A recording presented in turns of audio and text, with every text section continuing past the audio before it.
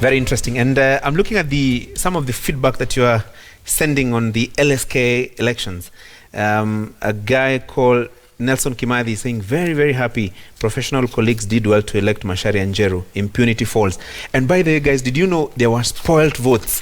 So even learned friends, voting can be a challenge. So they can be a little learned. It's hard. Yeah, it's hard. It's very hard. I just don't know how it looks like in LSK. What a spoiled vote looks like. Yeah, well, that would be Macharia and Njeru or gender together, or are you saying, for example, some lawyers could have voted Macharia and Njeru tick or gender X? Onguto maybe. Maybe. Yeah. We're going to be sued here right now. Okay, there's Mahad Abdi. This feedback actually is on MPs.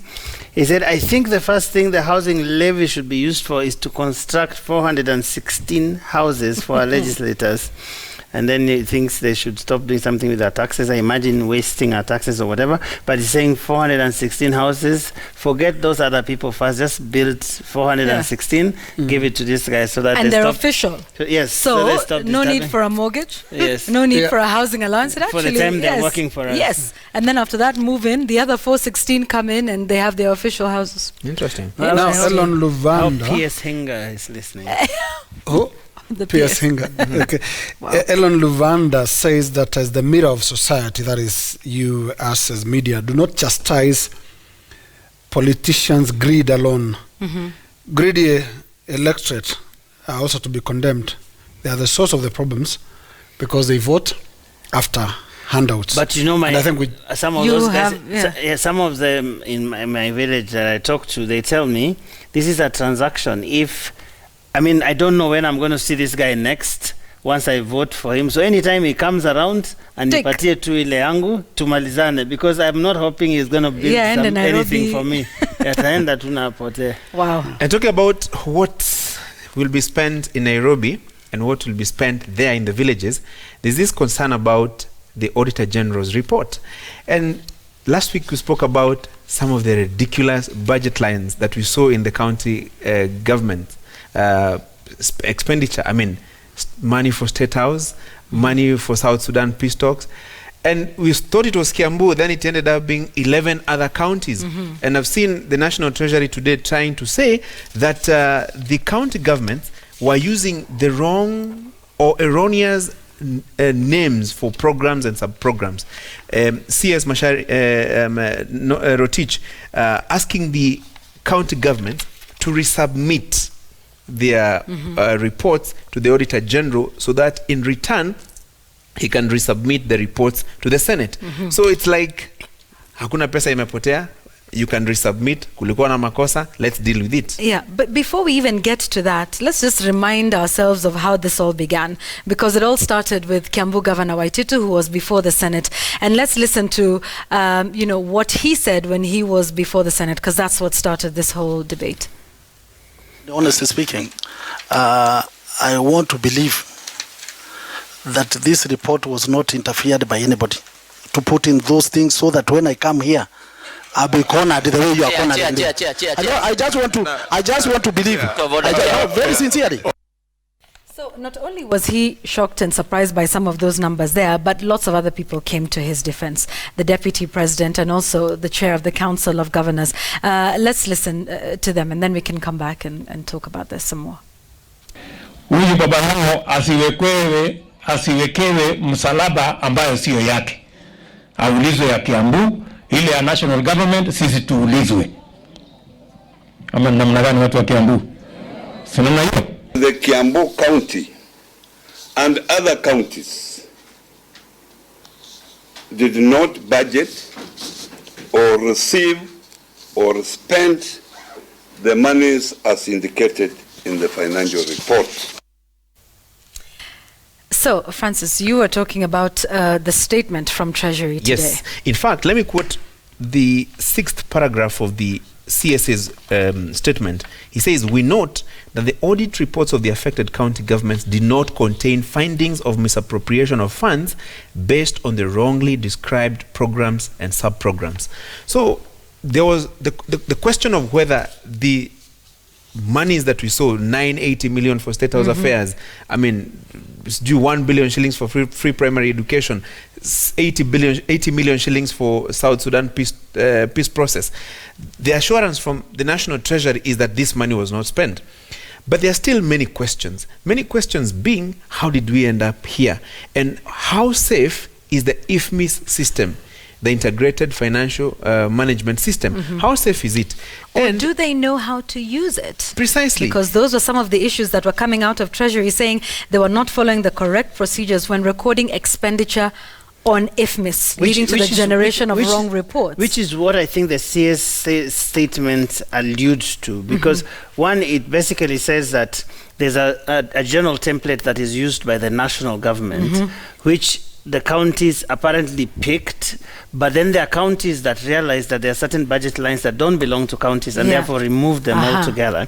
But there are counties that, for whatever reason, did not realize that, and then the CS says, of course, there's no money that was then spent, budgeted, or misappropriated using this. But what he says in the end, which is telling, is the National Treasury will continue building the requisite capacity within county governments on program-based budgeting, financing, reporting, and all these things. IFMIS, the use of IFMIS, because we've been speaking about IFMIS forever. I mean, if there are still counties where people don't know how to use IFMIS, then that is worrying, because we know that people fiddled with IFMIS and siphoned money out of NYS and everything.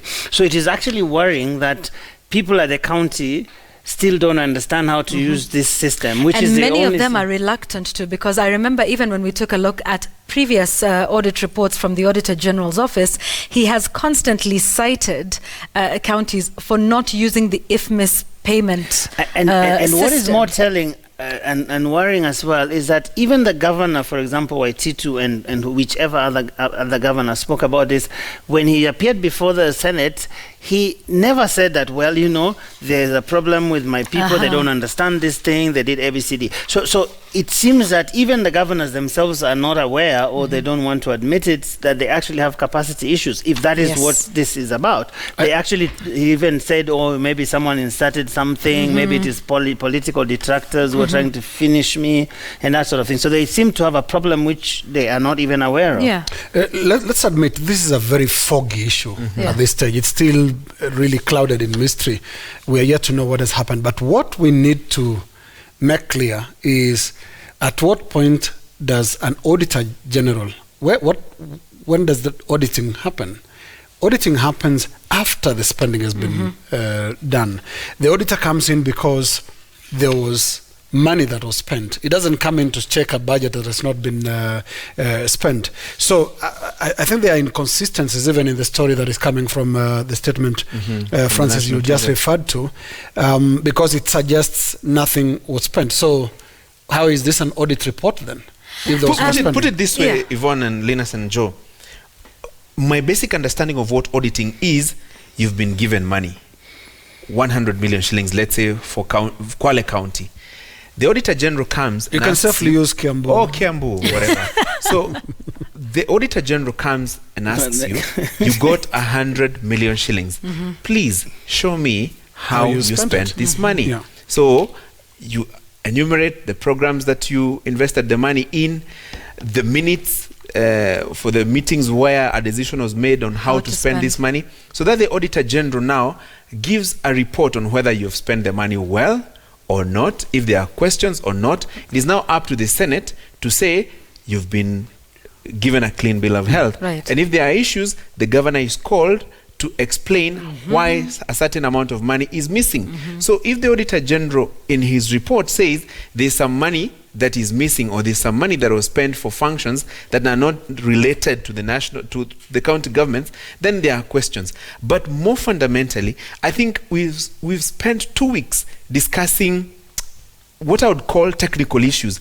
The fact is, the amount of money that is being looted from county governments is enormous, huge. That is why we should be focusing. And just to add on to that, you see, the auditor comes in and asks for your invoices, your receipts, like you said, the minutes.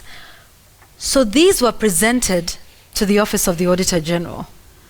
A vote of what they call a vote in financial speak. Budget line. Yes, a budget line for peacekeeping in South Sudan. Where did these things come from? They came from the county government itself, because that is what the auditor depends on. Give me your receipts, give me your invoices, give me the proof that, of what you have spent and how you have spent it.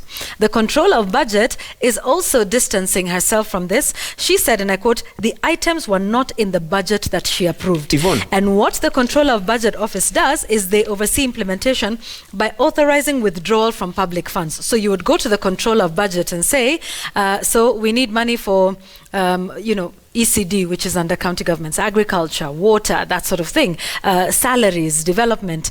And then the controller of budget says, okay, and remember they do this report every quarter of the year, every couple of months, and then the auditor comes in after the process is done. But where did these issues and where did these reports come from? It came from the county governments themselves. This is the issue. Yeah. Do you want to tell me the CEC Finance, Kiambu County, for example, submitted to the Auditor General documents indicating that 980 million shillings was spent on free primary education? I highly doubt. Are you telling me? Well, so then did the auditor get these from Kirinyaga where? County CEC submitted documents to the Auditor General indicating that 200 million shillings plus was spent on State House affairs? I highly doubt. I think there's a bigger problem than we see. Because I would imagine CECs could see the documents that they were submitting, and they clearly know you cannot spend county government money on Except, national did government. when they were before the Senate, though, they didn't have a clue about where this That came line. from. And I Yes, had about that the, had the line. governor say this but also- this document is new. Is new. And How probably you can would it be understand new? what But- he's saying. It's new. But But he was going before the long- Senate long to and- answer questions the long to and- this. the Did long he and not? short, the long and short of it is, Yeah.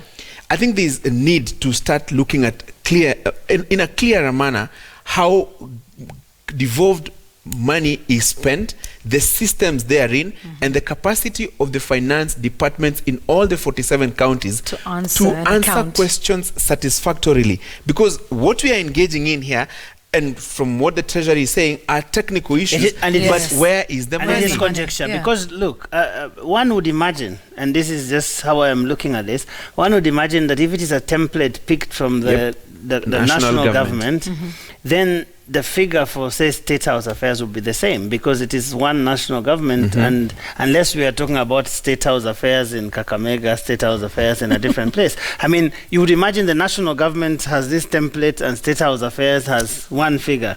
But if Kirinyaga has one figure for State House affairs And Kiambu a has different a one, different figure, Kakamega. so it may have been a mistake, yes, that this line is a national line budget, but why is that figure different? I think that's a question. Absolutely. So obviously a very foggy issue that cannot be resolved in one night of news gang.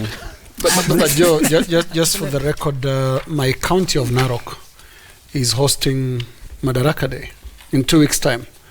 So Where if will you the see a money line come in its from? budget about State House affairs, Could you that can- be it? Yeah, you can place But it it. has a knack for missing out on things. You remember it was supposed to be on the route of the SGR to Kisumu.